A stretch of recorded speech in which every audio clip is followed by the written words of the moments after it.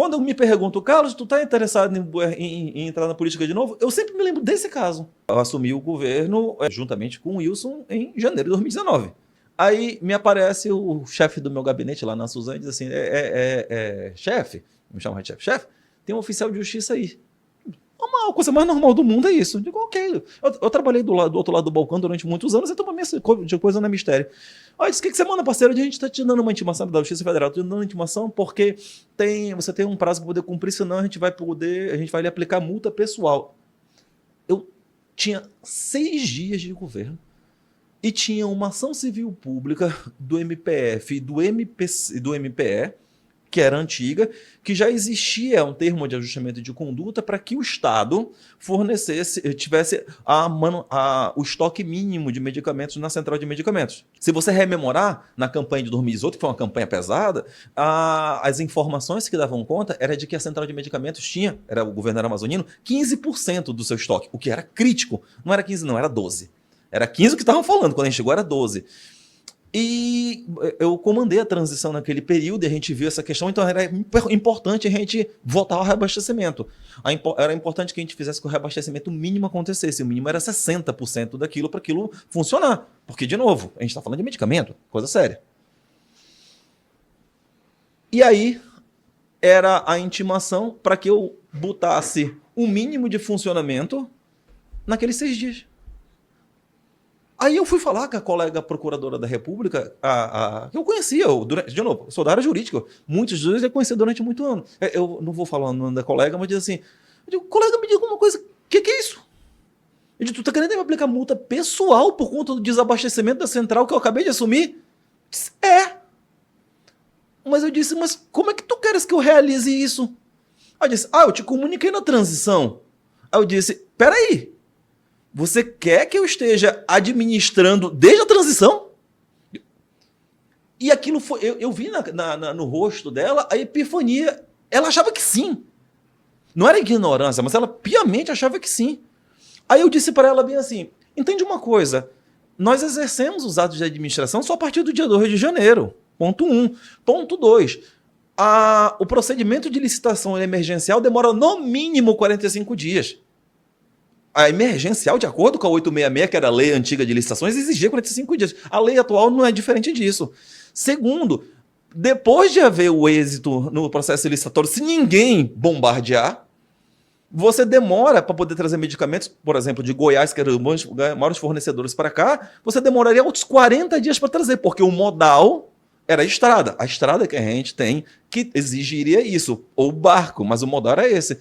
E ainda tinha um problema. A fazenda, usualmente, por conta das necessidades orçamentárias fiscais, ela fecha de janeiro até março. Então a abertura de novos processos só poderia acontecer em março. Ela disse, eu não fazia a menor ideia disso. Eu digo, e tu quer me aplicar uma multa pessoal? Entendeu? Então, assim, esse tipo de fenômeno foi o que mais me chocou. Me chocou durante esse período. Não foi a política pela política em si. O que mais me deixou assim realmente embasbacado era a ausência de compreensão de quem de quem deve compreender o funcionamento da administração pública e há um completo desconhecimento do funcionamento básico da administração. Exemplo 2. Aí já dos populares. Eu atuo em movimentos de moradia há muitos anos. Há muitos anos e tudo. Aí acho que era ainda de janeiro ainda, acho que era o 15º dia, alguma coisa dessa. Estava tendo um protesto na frente do palácio. Um protesto, tendo um monte de gente. Era um protesto por moradia. Eu estava lá por alguma razão. Aí eu perguntei, o que está acontecendo aí? Disse, é um protesto por moradia. Eu digo, vamos ver o que eles querem. Aí foi alguém da Casa Militar e voltou e disse, é contra o senhor o protesto. Eu digo, contra mim. Quem que está protestando?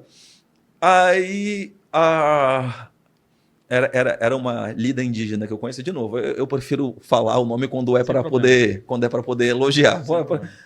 Aí eu peguei e disse, mas por quê? Aí eu perguntei, mas por quê? Disse, porque você não cumpriu a promessa de entregar novas moradias. Eu tinha 15 dias. Há uma expectativa muito grande de todo mundo de que a administração realize as coisas. E talvez isso não seja estranho, porque as pessoas esperam que o ocaso onde a gente se encontra seja resolvido. Assim, faz parte do nosso processo compreender, ter paciência com isso. Mas o problema é que eu sou tão ser humano quanto qualquer um. E somente Deus do céu, o nosso Senhor, é onipotente. A gente tem mecanismos para resolver. E explicar isso não é fácil. Né? Explicar isso não é fácil. Mas teve uma outra coisa que me doeu mais. É que tudo na administração pública exige um ato de coragem. Aí você diz, pô, cara, eu digo, eu estou falando da administração, não estou falando da política em si. A assinatura de um contrato, a assinatura de qualquer coisa, ela te põe em risco durante décadas. As pessoas me diziam, muita gente do nosso meio, não, é só você fazer o certo que você não tem problema. Lê do engano. Lê do engano. Eu vou dar exemplo de uma situação concreta. O que é o certo para quem está interpretando tudo isso aí? Não pode. Alguém pega e te representa. Bora colocar um caso concreto, esse eu posso falar que ele é público. Eu não sei como é que vai ser a consequência dele. E isso me preocupa. Todo mundo lembra da Operação Maus Caminhos. Todo mundo lembra. Em resumo, para quem não conhece, porque assim, o negócio aconteceu lá e tem essa geração Z que parece que brotou, né? Muita gente não sabe. Então, Manaus tem um modelo de PPP antigo, que é de parceria público-privada, juntamente com o funcionamento de OS. Então, duas coisas. É um megazordzinho, que é lá no Delfim Aziz. O modelo está estabelecido em lei. Então, isso está organizado, estruturado em lei. E aí, o Ministério Público Federal, à época, lá atrás, identificou que existia um problema com relação àquela OS que fazia a parte médica, que era a chamada Bata Branca. Aí, o Instituto era Novos Caminhos e a operação foi Maus Caminhos. Beleza, a operação arrebentou o Instituto Novos Caminhos, só que existe um pequeno porémzinho. A saúde não espera. As pessoas continuam precisando do hospital. Então, mesmo que o Instituto não funcionasse, o pronto-socorro precisava funcionar. O pronto-socorro não, o hospital. Precisava funcionar. Então, já que o Instituto saiu, o Estado decidiu, então, à época, sem licitação, contratar emergencialmente empresas para prestar o serviço. Tá? Isso são chamados de contratos indenizatórios. Então, se contrataram empresa para poder prestar esses serviços lá de forma indenizatória. E isso atravessa tanto a gestão emergencial que se teve, quanto a própria gestão do Amazonino. Mas o Estado, e assim, o Estado tem um corpo técnico muito, muito forte. Eu, por exemplo, a PGE no nosso Estado é muito eficiente. Então, houve a deflagração dos procedimentos licitatórios para poder fazer a substituição dos contratos indenizatórios por um licitado.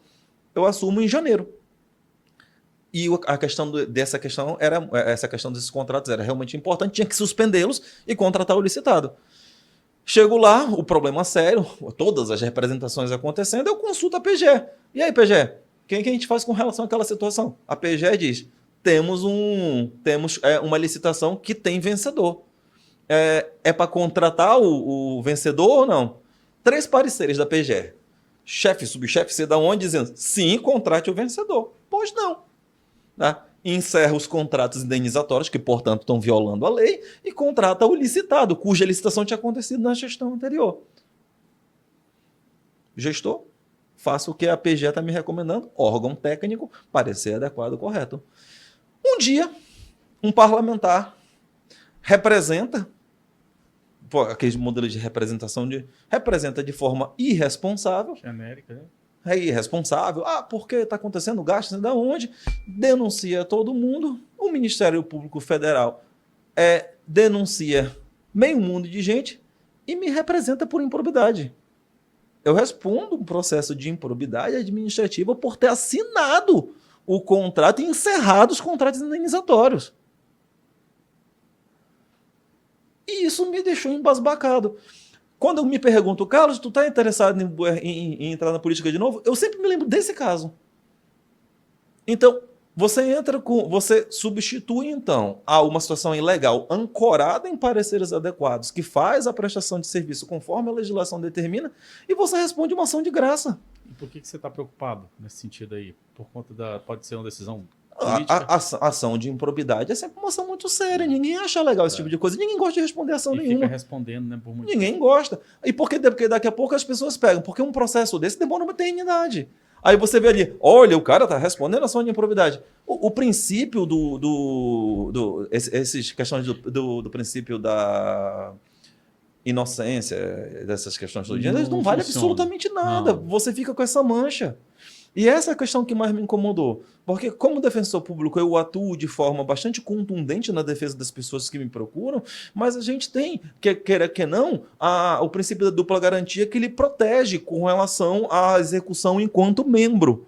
Na política, você é um fio desencapado. Qualquer coisa vai no teu patrimônio pessoal. Como essa, eu tenho centenas de situações de exemplo.